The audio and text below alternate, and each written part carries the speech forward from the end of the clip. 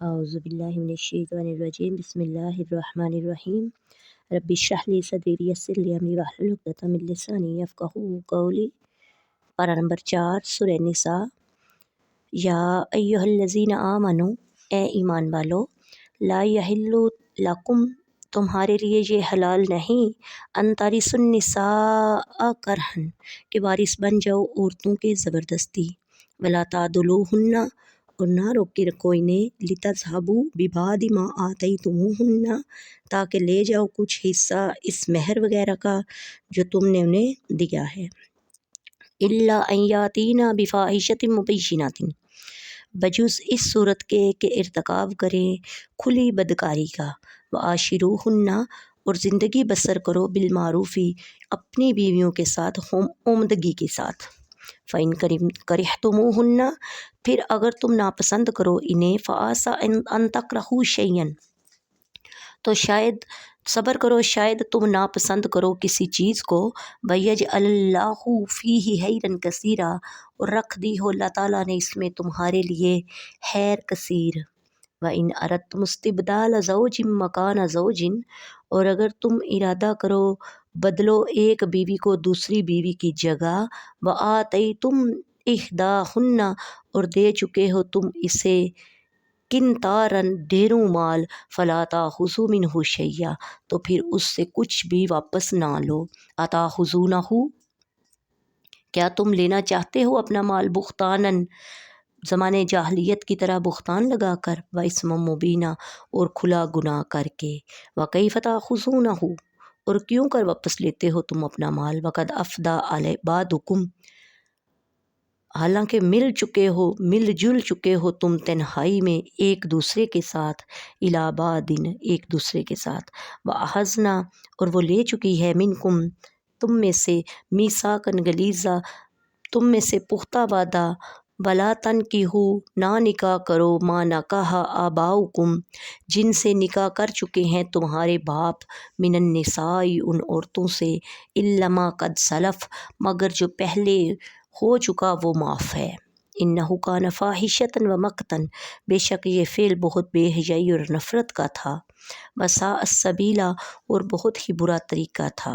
حُرِّمَتْ عَلَيْكُمْ أُمَّهَاتُكُمْ، حرام کر دی گئی ہیں تم پر تمہاری مائیں، وبناتکم، تمہاری بیٹیاں، واخواتکم، اور تمہاری بہنیں، وعماتکم، اور تمہاری پھپھیاں، وخالاتکم، اور تمہاری خالائیں، وبنات الاخ، اور تمہاری بھتیجیاں، وبنات الاخت، اور تمہاری بانجیاں، وامہاتکم اللتی، اور تمہاری مائیں، اللتی ارضعناکم، جنہوں نے تمہیں دودھ پلایا ہے، واخواتکم، اور تمہاری بہنیں، من الرضاعۃ، رضاعت سے، وامہات، اور مائیں، نسائکم، تمہاری بیویوں کی، وربائبکم اللتی، اور تمہاری بیویوں کی بیٹیاں، فی حجورکم من نسائکم، جو تمہاری گودوں میں پرورش پا رہی ہوں، من نسائکم، ان بیویوں سے، اللتی دخلتم بہن، جن سے تم صحبت کر چکے ہو۔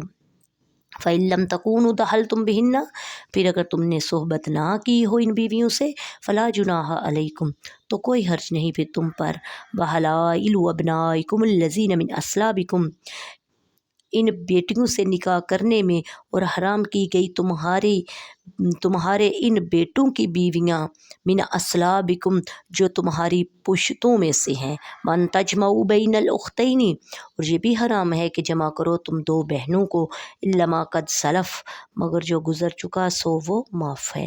إِنَّ اللَّهَ كَانَ غَفُورًا رَحِيمًا، یقیناً اللہ تعالیٰ بہت بخشنے والا، بہت رحم فرمانے والا ہے۔ بسم اللہ الرحمن الرحیم۔ تفسیر سورہ نساء، آیت نمبر 19۔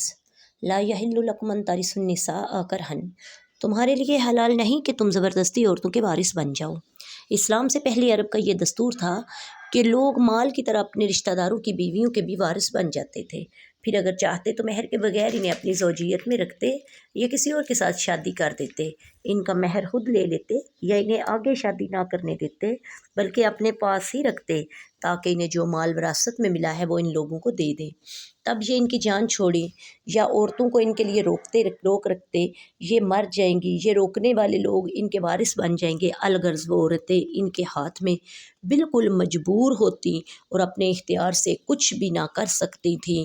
اس رسم کو مٹانے کے لیے اللہ تعالیٰ نے یہ آیت نازل فرمائی۔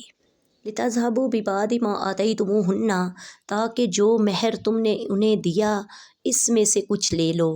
حضرت عبداللہ بن عباس رضی اللہ تعالی عنہ نے فرمایا کہ یہ آیت اس شخص کے متعلق ہے جو اپنی بیوی سے نفرت رکھتا ہو اور اس کے ساتھ بدسلوکی اس لیے کرتا ہو کہ وہ پریشان ہو کر مہر واپس کر دے یا مہر معاف کر دے۔ اس سے اللہ تعالیٰ نے منع فرمایا۔ ایک قول یہ بھی ہے کہ لوگ عورت کو طلاق دیتے پھر رجوع کر لیتے، پھر طلاق دیتے، پھر اس طرح عورت کو معلق لٹکا ہوا رکھتے اور نہ ان کے پاس آرام پا سکتی، نہ دوسری جگہ شادی کر کے گھر بسا سکتی۔ پھر ان کو اس آیت کے ذریعے منع کیا گیا۔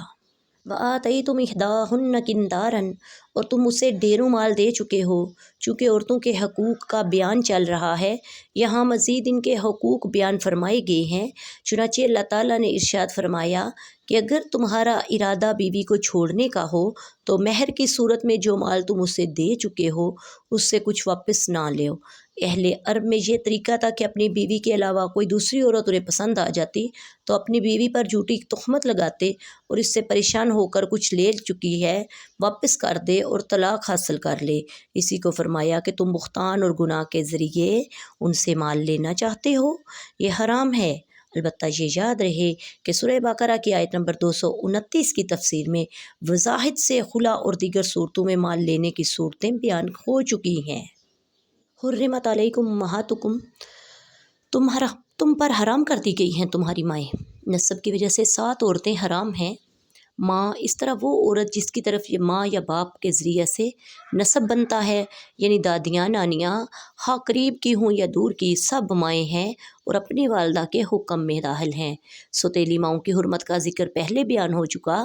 بیٹی، پوتیاں اور نوازیاں کسی درجہ کی ہوں بیٹیوں میں داخل ہیں۔ بہن، پھوپھی، خالہ، بھتیجی، بانجی میں اس میں بانجیاں، بھتیجیاں اور ان کے اولاد بھی داخل ہے۔ خلاصہ یہ ہے کہ اپنی اولاد اور اپنے اصول حرام ہیں۔ ان کی تصریح اس آیت میں ہے وَأُمَّهَاتُكُمُ اللَّاتِي يَرْضَعْنَكُمْ، تمہاری وہ مائیں جنہوں نے تمہیں دودھ پلایا۔ رضائی رشتے دودھ کے رشتوں کو کہتے ہیں۔ رضائی ماؤں اور رضائی بہنوں اور بھائیوں سے نکاح حرام ہے، بلکہ رضائی بھتیجے، بانجے، خالہ، ماموں وغیرہ سب نکاح حرام ہے۔ حدیث مبارکہ میں فرمایا گیا جو رشتہ نسب سے حرام ہوتا ہے وہ رضاعت سے بھی حرام ہوتا ہے۔ وَأُمَّهَاتُ نِسَائِكُمْ، تمہاری بیویوں کی مائیں۔ 4 طرح کی عورتیں مطہرت کی وجہ سے حرام ہیں۔ وہ یہ ہیں: وہ بیوی جس سے صحبت کی ہو، اس کی لڑکیاں، بیوی کی ماں، دادیاں، نانیاں، باپ، دادا وغیرہ، اصول کی بیویاں، بیٹے، پوتے وغیرہ، فروغ کی بیویاں۔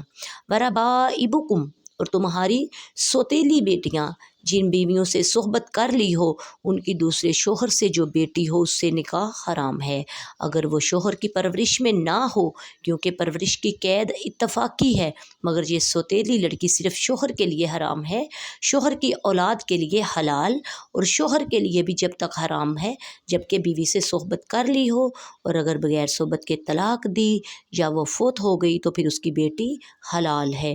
وَحَلَائِلُ أَبْنَائِكُمْ، تمہارے حقیقی بیٹوں کی بیویاں بھی تم پر حرام ہیں۔ وَأَن تَجْمَعُوا بَيْنَ الْأُخْتَيْنِ، اور 2 بہنوں کو اکٹھا کرنا بھی حرام ہے، یعنی ایک بہن نکاح میں موجود ہے تو دوسری بہن سے نکاح کر لینا یہ حرام ہے۔